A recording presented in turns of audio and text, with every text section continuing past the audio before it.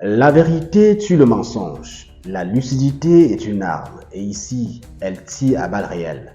Bienvenue sur la voie du continent, la voie d'une Afrique libre et consciente.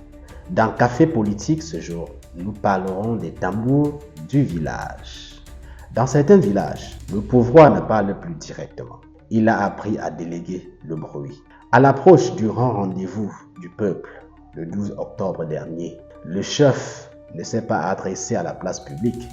Il a sorti 3 tambours. Pas pour appeler à la fête, pas pour prévenir d'un danger, mais pour occuper l'air. Ces tambours ne produisent pas de musique, ils produisent du rythme. Et quand le rythme est constant, il empêche la réflexion. Le premier tambour, lui, il frappe très vite. Il parle beaucoup. Il n'explique rien, mais il le répète. Le deuxième tambour, lui, frappe fort. Il couvre les voix faibles. Il transforme les questions en menaces. Il accuse sans preuve, puis se retire. Le troisième tambour, quant à lui, frappe avec assurance. Il donne l'impression de savoir. Il affirme avant que les anciens ne parlent. Il annonce même avant que la loi ne s'exprime. Pendant ce temps, le peuple reçoit une consigne simple, se taire. Oui, se taire, car parler devient un risque, écrire devient un délit, partager devient une preuve. Mais les tambours, eux, ne sont jamais inquiétés. Ils frappent sans pause, sans convocation, sans peur. Ils diffusent ce qu'on leur donne. Ils ne vérifient pas, ils amplifient. Ils appellent cela information. Eh oui, information.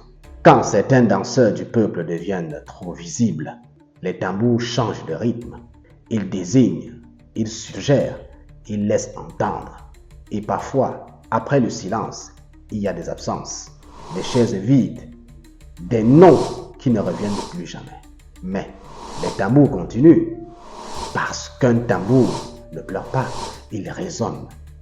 Ce n'est pas une histoire d'homme, c'est une histoire de rôle. Dans ce village, le pouvoir frappe rarement lui-même.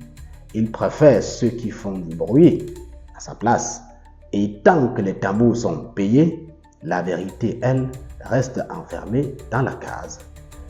La morale dans l'histoire, c'est que quand le pouvoir ne peut plus convaincre, il embauche ceux qui savent faire du bruit. À très bientôt sur la voie du continent.